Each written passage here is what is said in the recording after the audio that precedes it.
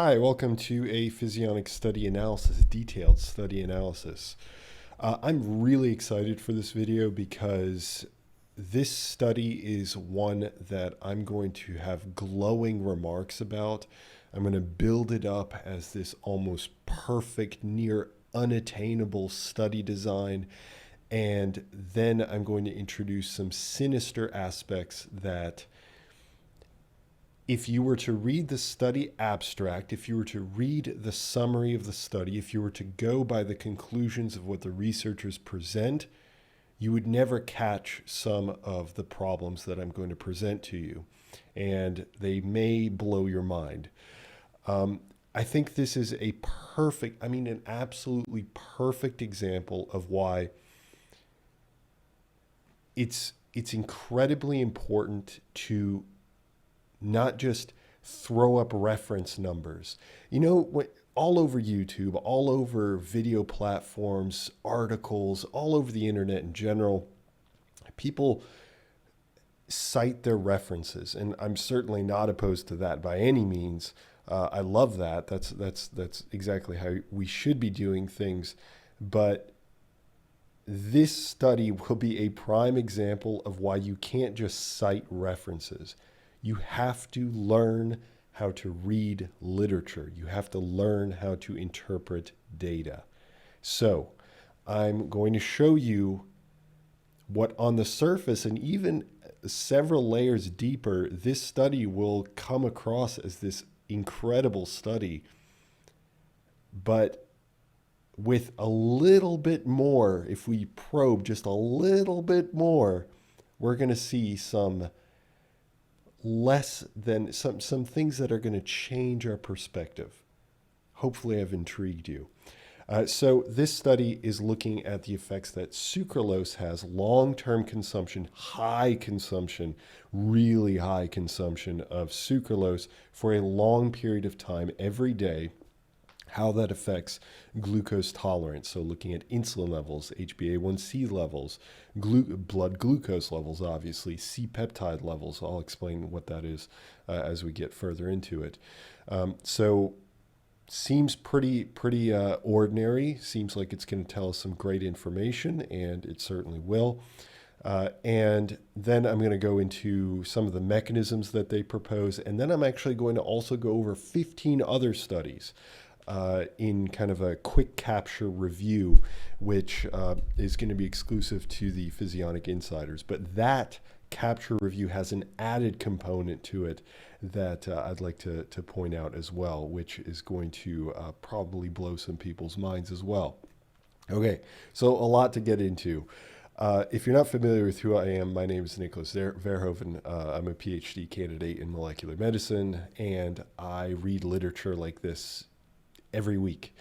So currently I'm doing an investigation in the effects that artificial sweeteners or non-nutritive sweeteners in general have on glucose tolerance, insulin resistance, and things of that nature. So I've been looking at aspartame, saccharin, sucralose, all the different non-nutritive sweeteners, or at least the most common ones.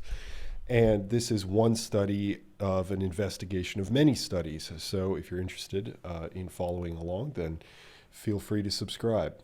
All right, but with that introduction out of the way, let's go ahead and jump into this. So the cover topics are going to be, does long-term and really high levels of sucralose consumption cause glucose intolerance?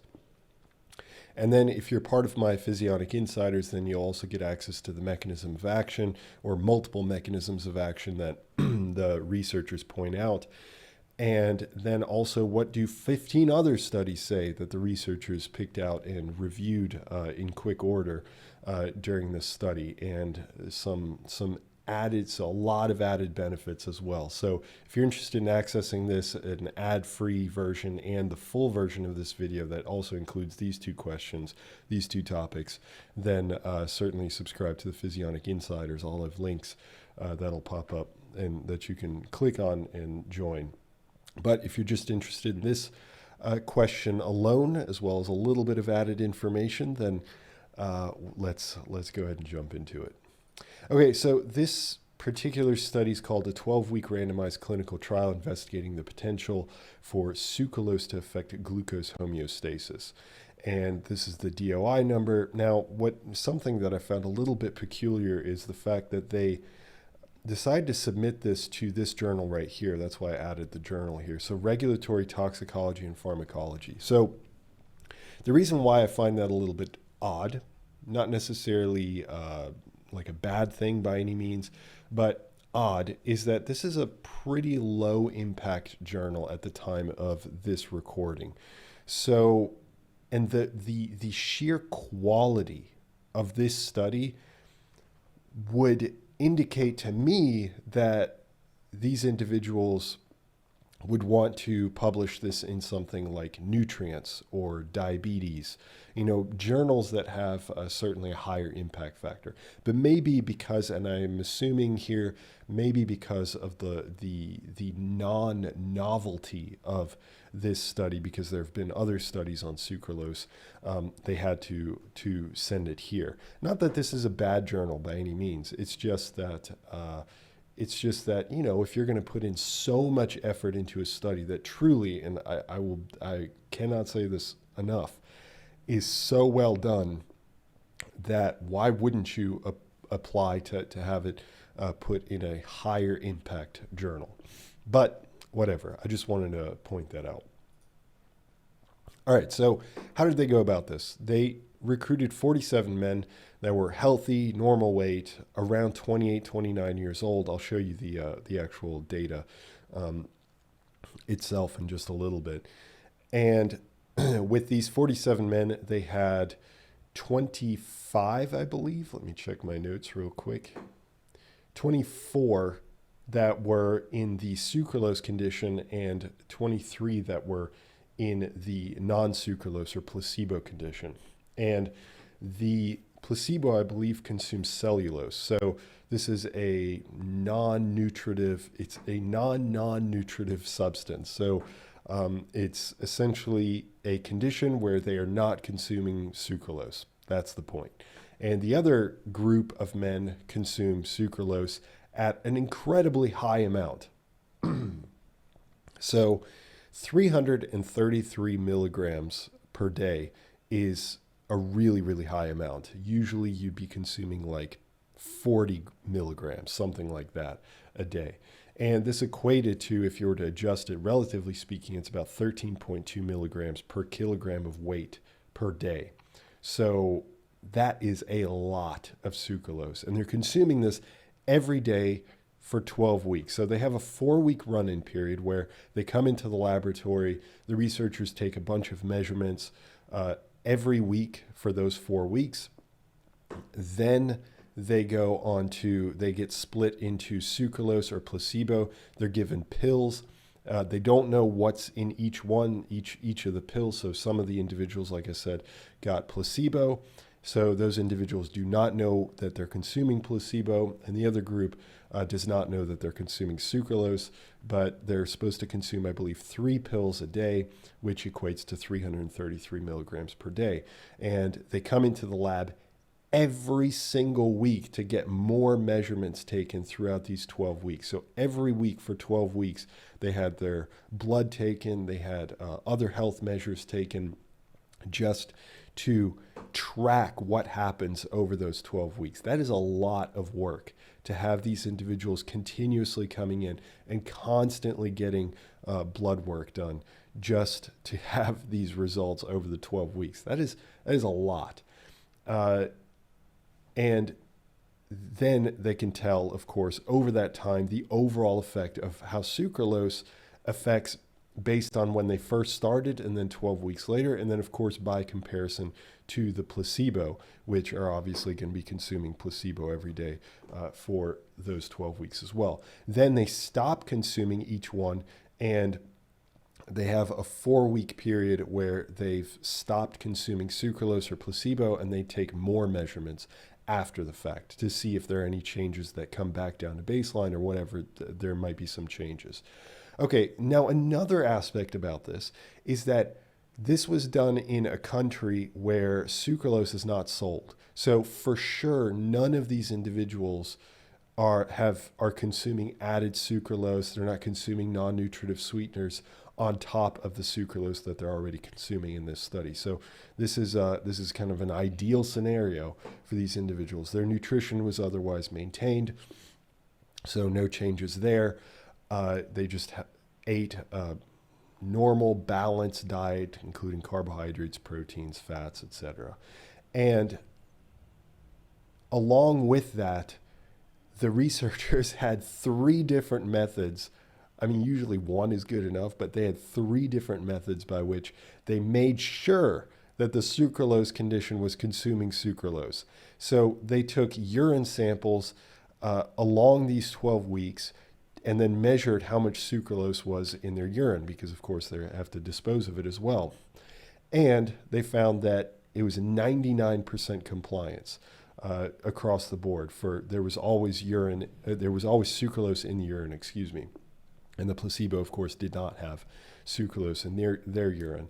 The second one, they also just measured how many pills were left over at the end of each week. So they gave them new pills every week and told them, hey, just whatever you've got left over because you forgot to consume it in the evening on one day, whatever it might be, or 2 days, or whatever it is. If you forgot to consume it for that day, just leave it in the bottle, bring it back to us, and then the researchers are able to count, okay, well, they missed this day or that day or whatever. And compliance was very high. And then the final one was they tracked it through an app as well. So a bunch of different measures that they ended up tracking this. Obviously, for me, the urine sample is going to be the most, just the absolute best. The pills, of course, reporting back is good as well, but definitely the urine samples. Okay, so really fantastically done. Here, just to give you an illustration of the comparison between the groups. So they had, again, 25 individuals in the sucralose, and they had 23 in the placebo. I guess that leads to 48 men, actually, although I think they had at least one dropout. But the point being that they had relatively equal numbers in each condition. Now, the ages were roughly the same. So here we're looking at standard deviations if you're interested in statistics. So we're looking at this number right here, which is our average, our mean, and comparing that against this. And then we've got standard deviation here. But overall, as long as they're in the ballpark of being about close to one another, if you then apply statistics to compare between them, you'll find that there's no statistical difference, nothing that's going to throw everything out of range. So height was the same, weight, et cetera, et cetera. Weight, their body mass index, of course, I understand people have problems with BMI. BMI is perfectly fine for normal individuals that aren't like weightlifters, or there's nothing out of the ordinary about these individuals. They're just normal weight individuals, otherwise generally healthy across the board, and again, no big differences. This is important because if you have differences at the outset, at the beginning of the study, then you don't know if it's because of those differences at the beginning of the study that lead to the confounding variables that eliminate the conclusions or that you get from sucralose later on. So 12 weeks later, if you do see a difference, well, then you're not sure, okay, is it because of the inherent differences at the beginning, or is it because of the sucralose itself? It's more difficult to tease that out. But overall, no differences between the groups. So good to see. Cool. All right, so here we're looking at our first pieces of data. Now, I realize that this looks a little bit discombobulating. I'll explain it, so don't worry. So here we've got HbA1c levels. Here we've got our plasma glucose or blood sugar levels. Here we've got our plasma insulin levels, and here we've got our C-peptide levels. I'm going to explain each one of those, but let me just explain how the graphs are read. So from left to right, we've got our first week all the way to our 12th week, and then we've got our follow-up after the 4 weeks of follow-up period. And all we're doing is we're tracing the overall change over time. So from week to week, when they took blood, what happened to their HbA1c levels in this situation? Now, what we're comparing really is the comparison of the black line, which is the placebo, which is the non-sucralose condition, versus the sucralose condition. So comparing it within that 1 week. So let's say week 2 here, we would compare this dot against that dot. So the light blue versus the black line. And we'd be able to then tell the difference between the two. Now, of course, if you've been following Physionic for long enough, you know that we can't just visually look at these things.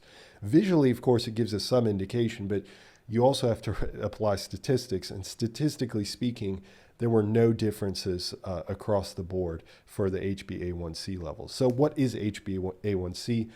It's essentially glycation of the hemoglobin specifically, but essentially you have sugar that becomes so populous in the bloodstream that it then ends up linking with hemoglobin. So it's a long-standing marker of diabetes or blood sugar levels, so that because you can change your blood sugar levels in like a day or two by simply fasting or whatever it might be, which will then drop your regular blood sugar measurement down, but your HbA1c will remain high. So that's why your doctor can look at your HbA1c and say, okay, well, in the last 3 months, things haven't improved or they have improved.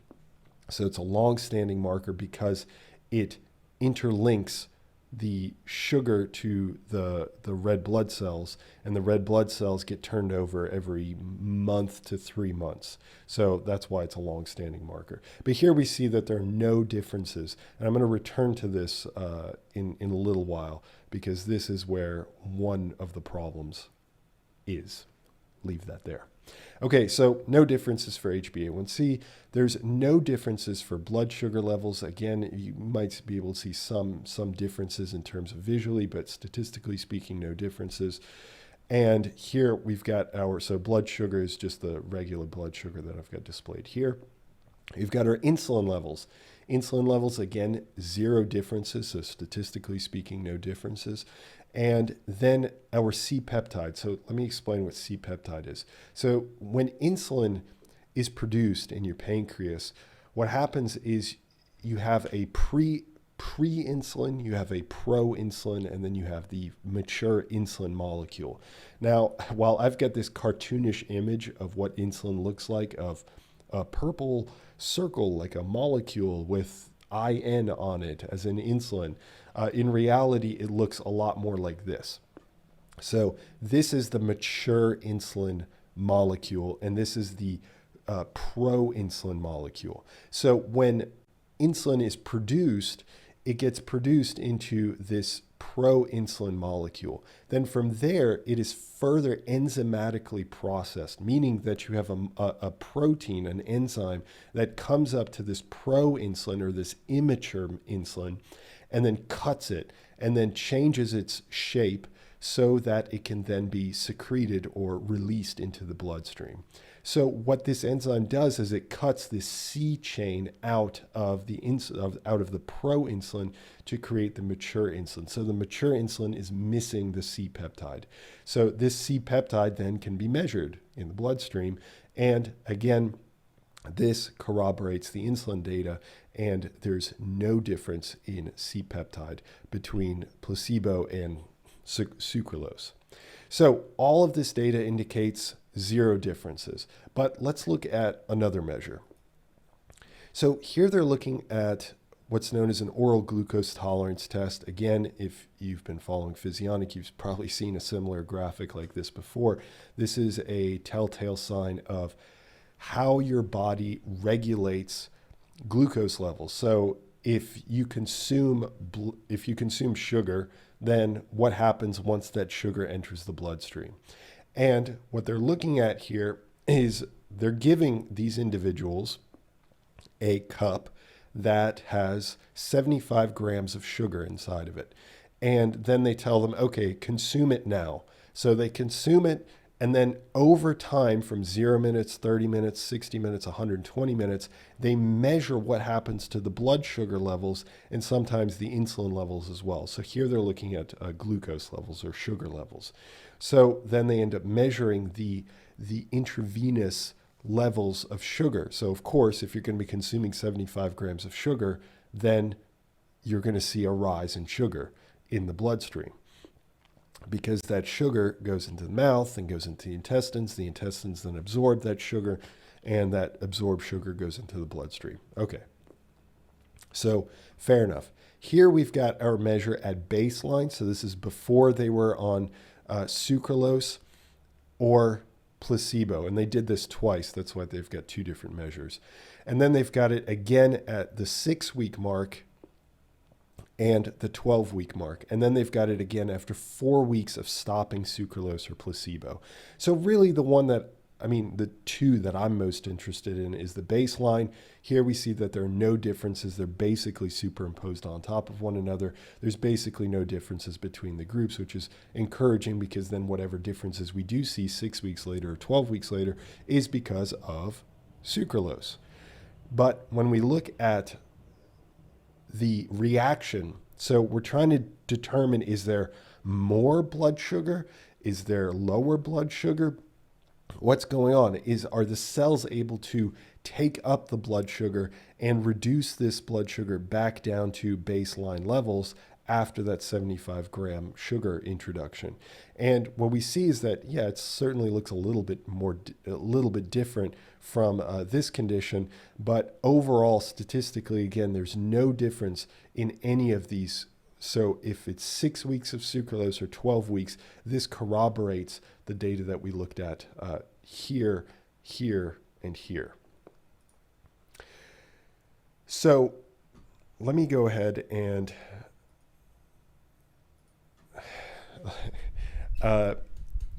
talk a little bit about this before I get to the conclusions. At this point, I've just described to you a great study, a study that has done things extremely well. I mean, having people come in every week is a lot of work.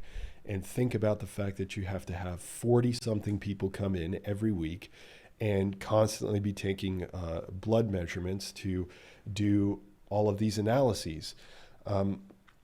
That's a big deal, definitely. However, one thing that this is... It makes me chuckle, because this is the kind of stuff where you need somebody that is willing to read through this stuff and not just, even just looking at the data, you would say, oh, well, then there's no difference, right?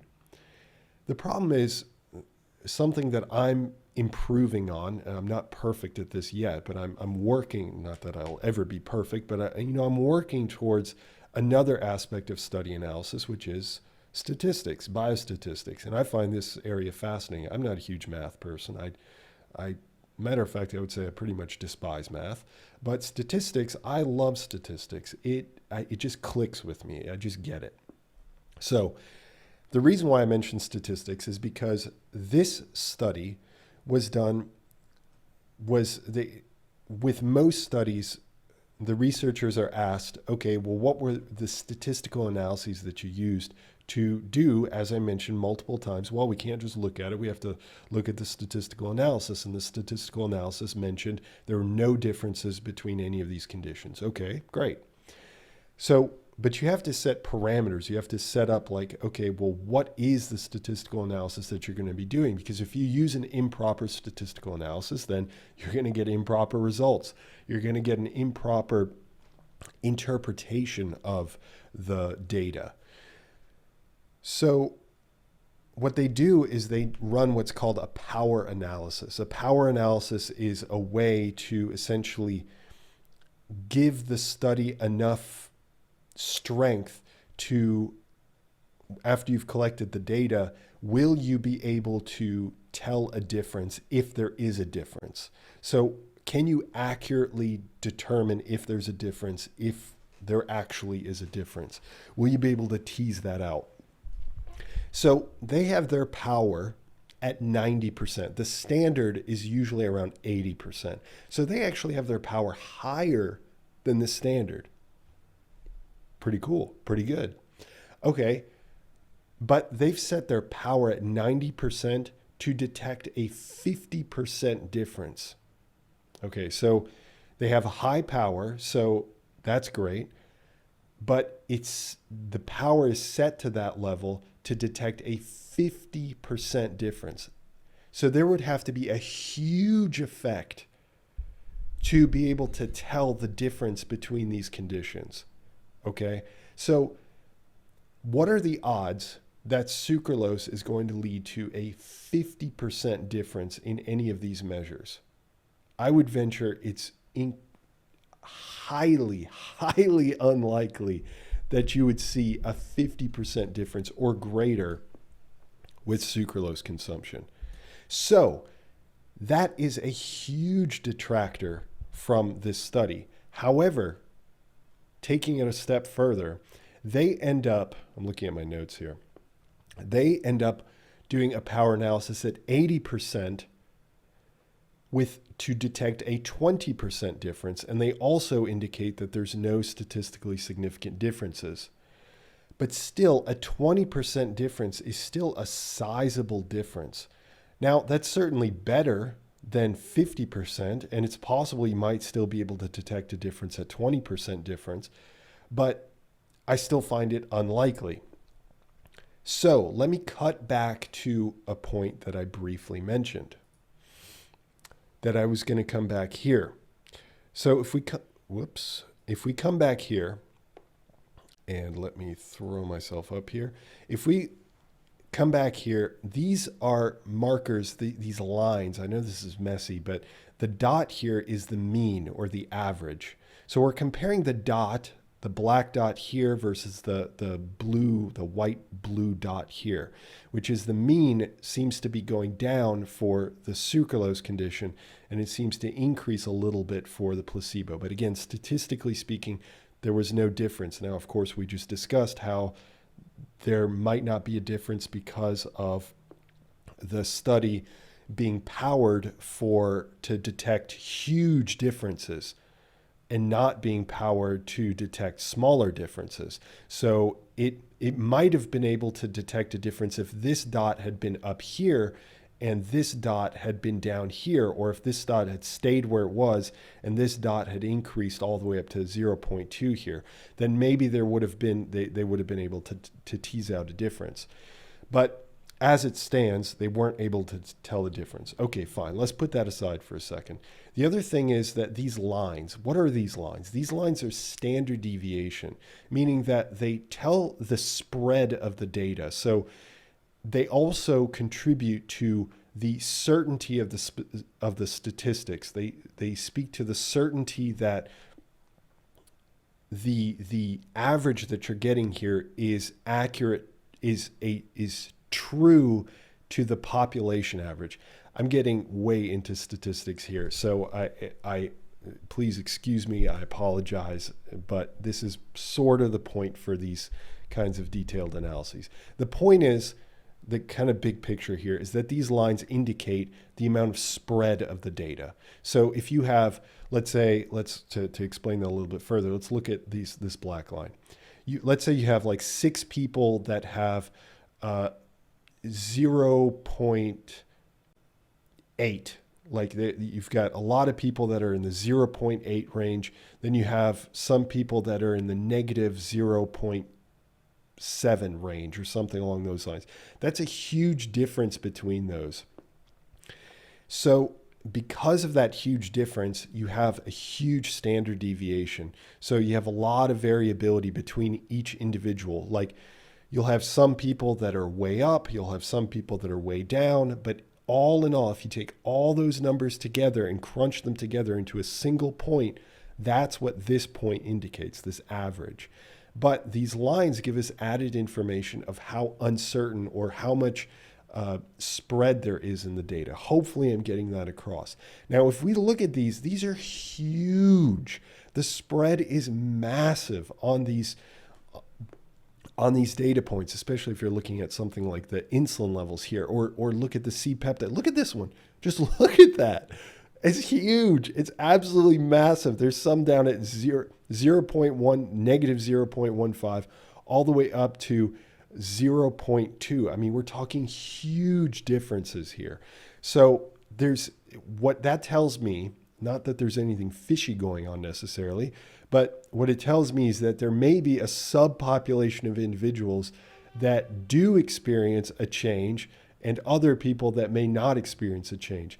Now, that is pure speculation on my part, but the point is that there's so much uncertainty here that there would need to be more that needs to be done to investigate this further.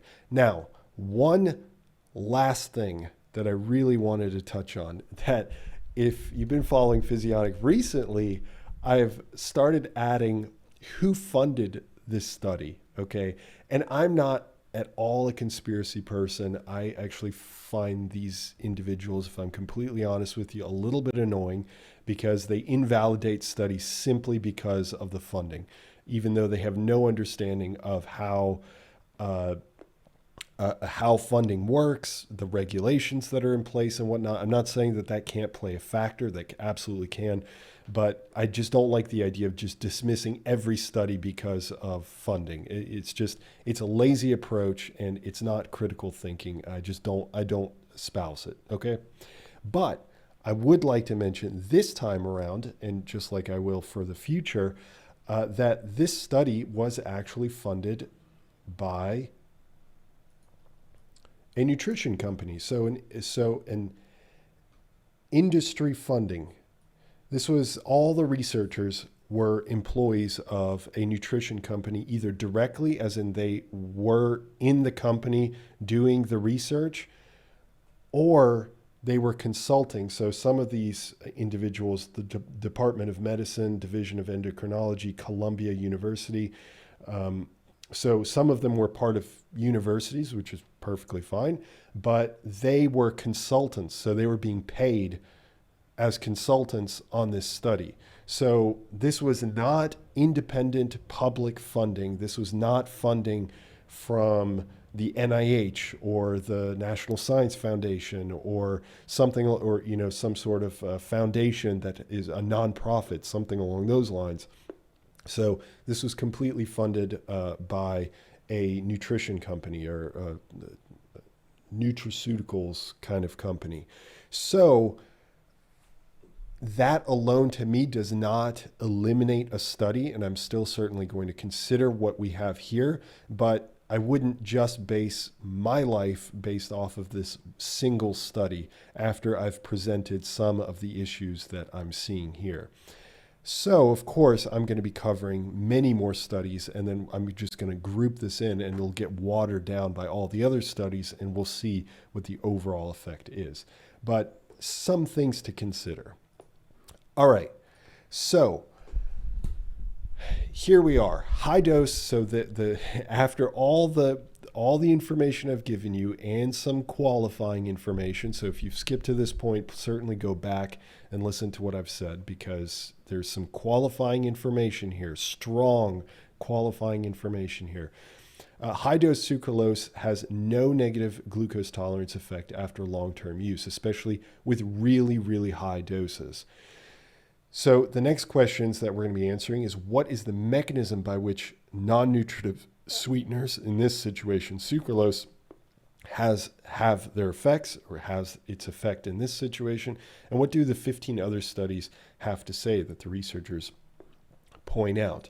Now, if you're interested in accessing that along with a little bit more of my critique, then certainly hop on over to the Physionic Insiders, where you'll get the full analysis of this study, as well as full analyses of all the previous studies and future studies, as well as seminars, office hours where I do live sessions where you can ask me questions and things of that nature, and a private community. And it's a great world. It's a great world over there. So if you're interested in that, then certainly join there, and I'll catch you in the next one. Have a good one. Bye.